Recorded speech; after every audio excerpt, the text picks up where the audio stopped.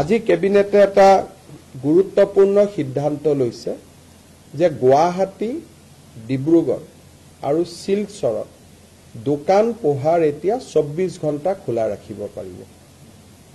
আৰু সাপ্তাহিক এটা যি বন্ধৰ কথা আছিল এতিয়াৰ পৰা সাপ্তাহিক বন্ধটো নাথাকিব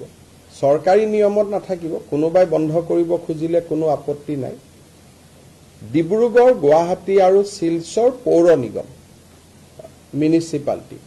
কিন্তু বাকি টাউনসমূহত যাক এই গুৱাহাটী ডিব্ৰুগড় শিলচৰ মিউনিচিপালিটি কৰ্পোৰেচন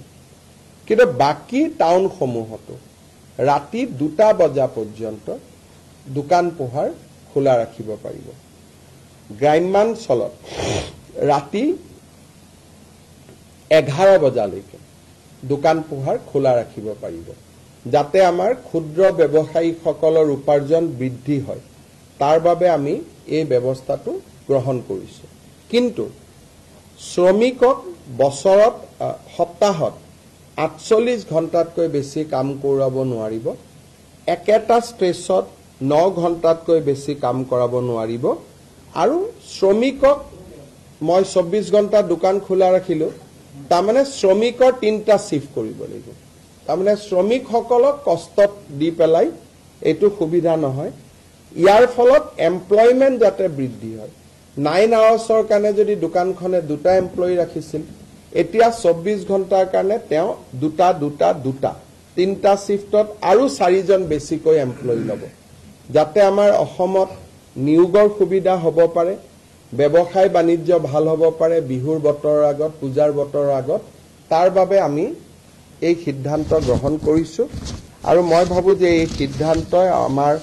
অসমৰ ব্যৱসায়ী মহলত যথেষ্ট সহায় কৰিব দোকানেটো ওয়াইন শ্বপো হয় কিন্তু ওয়াইন শ্বপ খিনি আমি পুৰা 24 ঘণ্টা খুলিব নিদিও ওয়াইন শ্বপ খিনি অলপ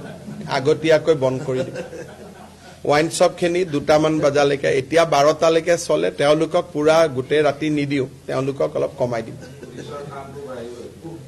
সো নহলে এমপ্লয়মেন্ট নহব